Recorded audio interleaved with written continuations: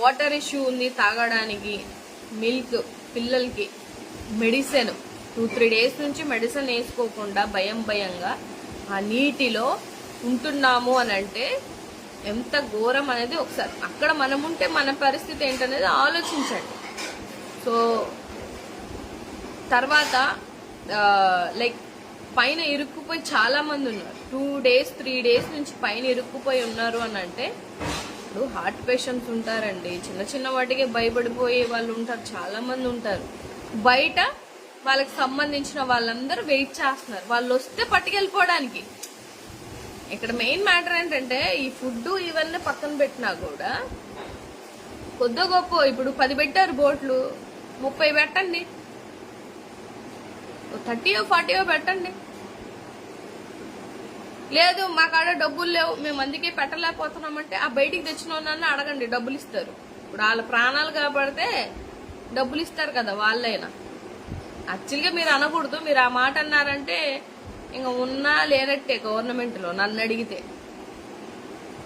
So దయించి అక్కడున్న situation ని అర్థం చేసుకోండి, చేసి చెయ్యమనే అడుగుతున్నా నేను.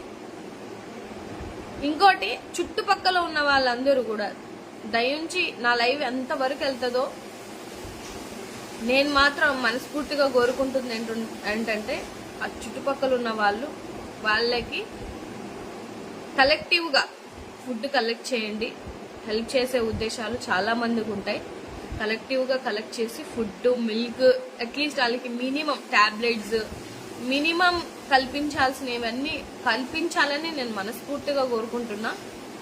నా ఫేస్బుక్ ఫాలోవర్స్ నాకు ఇప్పుడు 28K వరకు ఉన్నారు. ఒక 10 మంది వెళ్ళి చేసినా కూడా నేను చాలా హ్యాపీ ఫీల్ అవుతాను. నన్ను కూడా ట్యాగ్ చేయండి. సో ఆ దగ్గరలో ఉన్న వాళ్ళకైతే ఈ పాసిబిలిటీస్ ఇంకా ఈజీ, వేరే చోట నుంచి వెళ్ళి చేయడానికన్నా పాసిబిలిటీస్ ఇంకా ఈజీ. సో దయించి హెల్ప్ చేయండి, అందరూ ముందుకు రండి. మన పక్కనే కదా మన విజయవాడ, ఎన్నోసార్లు విజయవాడ వచ్చి ఉంటాం, వెళ్ళి ఉంటాం. విజయవాడ అనేది మిడ్ ఆఫ్ ద సిటీ అని అనుకుంటాం అందరం. సో మన రాష్ట్రంలో ఒక సిటీకి అన్యాయం జరుగుతున్నప్పుడు బాధ్యతగా మనం అందరం నిలబడాలనే నేను మనస్ఫూర్తిగా కోరుకుంటున్నా. దీన్ని కూడా చిల్లర రాజకీయం చేయకుండా ఏ పార్టీ వాళ్ళన్నా వెళ్ళి అక్కడ వెళ్ళి పని చేయండి, హెల్ప్ చేయండి. అంతే తప్పితే మా అన్న వచ్చిండంటే ఇప్పుడు గవర్నమెంట్ చేయాల్సిన రెస్పాన్సిబిలిటీస్ చెయ్యాలి, ఇది ఫైనల్. ఎవరున్నా చెయ్యాలి, ఎట్టి పరిస్థితుల్లో చేయాల్సిందే, అది మీ రెస్పాన్సిబిలిటీ. మీ రెస్పాన్సిబిలిటీస్ మీరు చక్కగా చేయలేదనుకోండి డెఫినెట్గా వాళ్ళు గుర్తుపెట్టుకుంటారు, గుర్తుపెట్టుకోకుండా ఏం ఉండరు.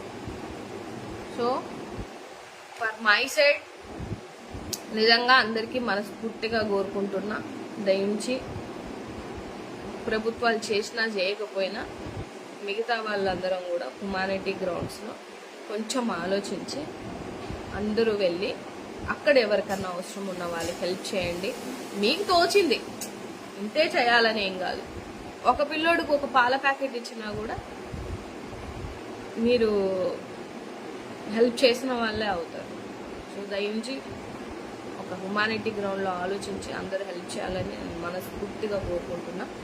అండ్ లైవ్కి వచ్చిన వాళ్ళందరికీ ధన్యవాదములు and thank you so much.